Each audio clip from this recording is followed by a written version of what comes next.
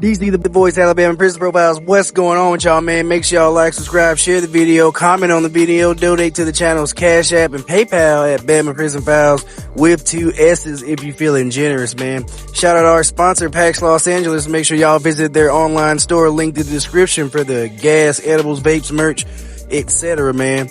Shout out to Ann for the 2 $10 super thanks.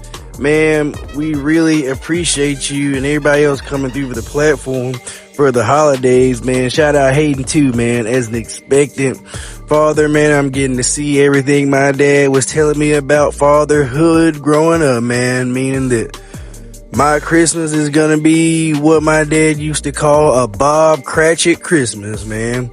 Meaning my family has everything they need and more. And my gift is gonna come in the form of getting fucked up on the couch and watching YouTube videos, man. That's my own twist. Appreciate you guys for your continued support.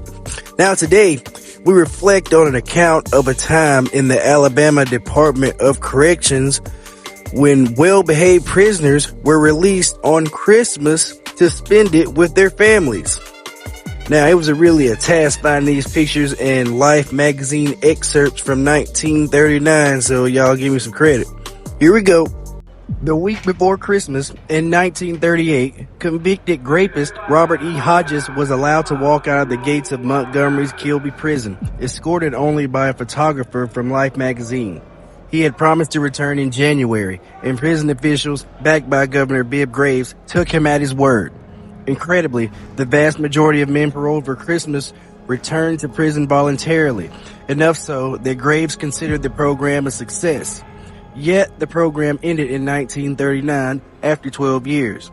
The photo depicted shows men visiting Kilby Prison in 1965. From left to right, there are Senator E.A. Hornsby, Representative Tom Drake, and Senator Jimmy McDowell. Governor Graves, shown in the 1930s, implemented the paroles in 1927 after inmates rioted over conditions. He would later tell the Associated Press, quote, "The way to redeem a convicted man is to show him a little kindness," unquote. Graves also said the release allowed the men to help their wives and children financially during the holiday season. Life magazine planned to feature on the program, and the photographer had chosen to follow Hodges, age 35, to the home where he lived with his wife and stepchildren, which was within walking distance of Kilby Prison, shown in 1928. The Life pictorial showed Hodges dressed in a suit and tie, walking along the dirt road between Kilby and his home. He was also shown eating dinner with his family, then helping kill one of the hogs raised by family for income. Above, prisoners at Kilby hang clothes on line to keep them dry in the prison yard.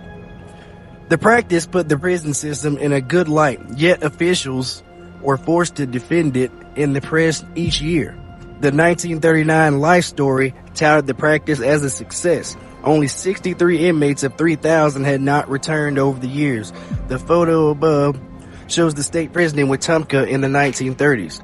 The story also pointed out fewer inmates were earning the privilege of parole each year, and fewer were returning voluntarily. Those who violated parole were caught and returned to prison and given additional punishment. By 1935, other states were offering Christmas clemency, including Colorado, Florida, Maine, Massachusetts, Illinois, Iowa, Maryland, Michigan, Minnesota, Nebraska, Oklahoma, Ohio, Pennsylvania, New York, Virginia, West Virginia, and Wisconsin. In some states, even violent criminals were freed. In 1935, the Pittsburgh Post-Gazette reported that 7 convicted murderers had been released, 2 in Massachusetts and 5 in Chicago. So they've been releasing murderers. Above, Atmore Prison is depicted in 1970. In the fall of 1939, the Alabama legislature voted to create a board of pardons and paroles. One of its first acts was abolishing Christmas paroles. Above, Draper Prison is shown in 1983. Graves would always consider his plan a success, telling the Associated Press, quote, "I believe a man who has sinned is entitled to a second chance. I believe it's better for these men to be free and in a position to assist their families and children than keep them locked in a prison. I have faith in human nature." Above, Holman Prison is depicted in 1983. Moving on to the magazine article excerpt. The following consists of excerpts and pictures of Mr. Hodges' Christmas parole in 1938. Life magazine title reads, An Alabama Christmas gives well-behaved inmates 2-week Christmas parole. Several progressive prisons in the South give Christmas paroles to well-behaved prisoners during the year. At Kilby Prison near Montgomery, Alabama, a serious riot led Governor Bibb Graves to put it in the system in 1927. In Alabama's estimation, it's been a success. No riots have occurred, and of 3,000 convicts paroled, 60 or so have never returned. On December 18th, Kilby's doors again swung open to let 149 of its 1,638 inmates go home for a happy Christmas vacation. For the next 2 weeks, they were free to enjoy a normal life, limited only by their promise to return to prison by 8 p.m. January 1st. One of these lucky men is Robert E. Hodges, 35, guilty of grape in 1931 and serving a 25-year sentence. By trade, Hodges was a piano tuner, and in prison, he has been leading the prison band. Although refused a pardon, his good behavior has made him a trustee whose main duty is to serve meals to inmates of the death cells.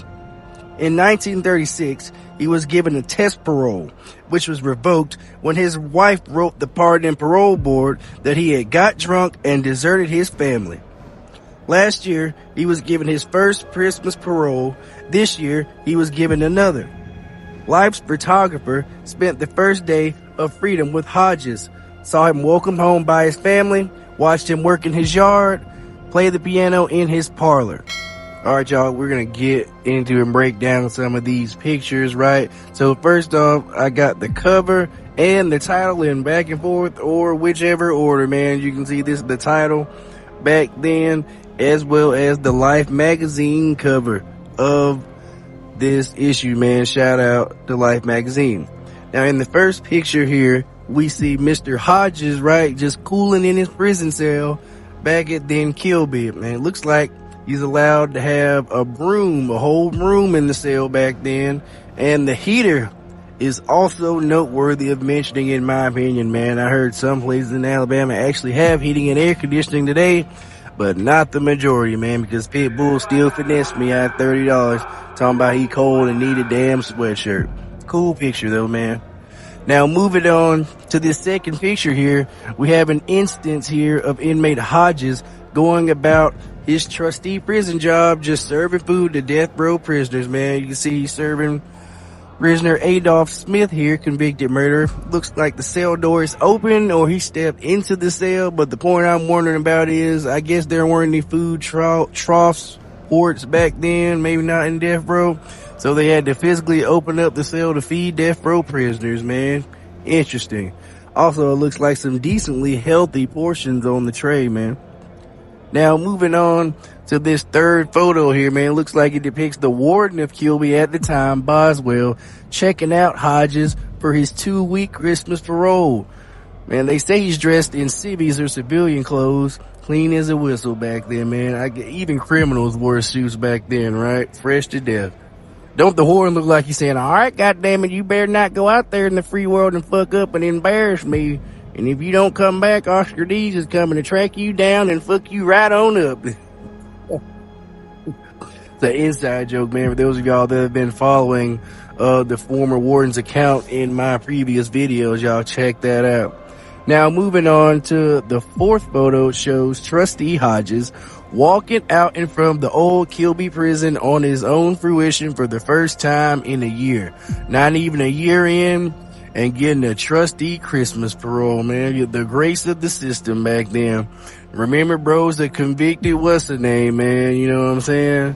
Might have been good. A reporter was documenting his every room as these type of prisoners reoffended often back then due to the light sentences and lack of, you know what I'm saying, rehabilitation tools, man. You know, as we can see, the justice system has been giving these types of offenders breaks for a long, long time, man. SMH. Now, moving on to the fifth photo here, we see Mr. Hodges walking home. Now, as we know now, we're reading this, but at the time when I wrote the script, I hadn't read, I'm like, damn, every trustee don't live, I'm sure, a hop, skip, and a rock throw away from the prison, man. That's good. He lived across the street and got to walk home. But imagine if you live at the top of the state, how are they going to do that? And especially walking home in them lemon pepper steppers. You know what I'm saying? Bitch, I got them lemon pepper steppers. Them church shoes, man. Where the cars back then I think it was cars, yeah, because dude, the warden said a car pulled up on him. So where's the family waiting at the gate? Something, you know what I'm saying? Now, moving on to the sixth photo here, we see Mr. Hodges arriving at the crib from his walk, like I said, across the street. Here, trust you don't live a rock throw. Now, like I said, I wondered at the time, that comment's irrelevant. Anyway, yeah, man, that's what's up, man. He had to walk all the way from the crib, and there he goes. Now, moving on to the next photo, we see inmate Hodges reuniting, right, with his wife, giving her a very warm embrace, and she is excited to see her convicted rapist of a husband, man. A beautiful sight, regardless of the crime, right? Quote unquote, like, hey, baby, I'm just here for the parole. I promise, don't call them folks and get my Christmas parole revoked. I'm just going to the damn store. Don't call on me again with your women, man. Even back then, you know what I'm saying? Now, that's just wild, man. Now, moving on to the eighth photo here, we see shows him having lunch with his wife, stepsons, daughter-in-law, and his neighbors, man. Another wholesome and heartwarming sight as the family, I'm sure, expresses how much they miss the man of the house, I'm sure. Moving on to the ninth photo, we can see Mr. Hodges here playing with his family dog, also known as man's best friend, right? Another wholesome moment. Probably the person he misses the most, to tell you the truth, the damn dog. Now, in the 10th photo here, you see no time is wasted by the family of putting him to work as he assists the other men in the family to unalive and prepare a pig his wife raises on their farm while he serves time in the penitentiary, right? See, he's rocking some civilian work clothes there. And in the last and final photo, we see a softer side of inmate Hodges as he plays a piano with what's probably an unfiltered camel hanging out of his mouth, man. The words "Home Sweet Home" adorned at the bottom right of the photo. And upon closer inspection, we can see a prison tattoo, man, which I think is pretty cool from that time period, depicting what appears to be a sunrise and a handshake, man. Captivating. And there y'all have it, man. Let me know what y'all think about this in the comment section, man. The grace and humanity of the system, even back then, man, continues to amaze me as I research these issues, man. They gave bro a test parole and he left his family and wife and got drunk as hell, man. Got his shit revoked on a 25-year sentence. Ain't that something, man? She said, you gonna be with your family or you gonna be in the penitentiary, man. Imagine if females had that choice today, man. On a more serious note, man, we here at APP ask that all subscribers and viewers take the time to think about those who are incarcerated and not able to be with their families during this holiday season, man. Whatever religion or God you believe in or pray to, man. But yeah, man. Like I said, y'all like, sub, share, donate to the channel's Cash App and PayPal, $ Bama Prison Files with 2 S's, man. Shout out you guys for the continued support. Mess with the sponsor in the description, PAX Los Angeles. My gas better be here. It's getting dire. DC the boys, Alabama Prisoner Profiles,